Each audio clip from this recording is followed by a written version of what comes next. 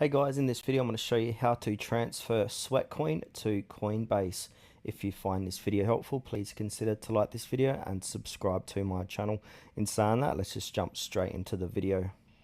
Alright, so step one here is to set up a compatible wallet. So Coinbase does not currently support direct deposits of Sweatcoin, Sweat into its exchange.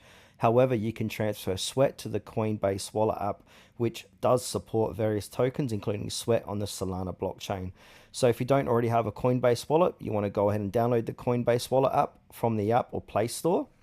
Set up your wallet and secure your recovery phrase, and then copy your Solana wallet address from the Coinbase wallet app. Step two here is withdraw Sweatcoin from the Sweat wallet. So you need to open the Sweat wallet app.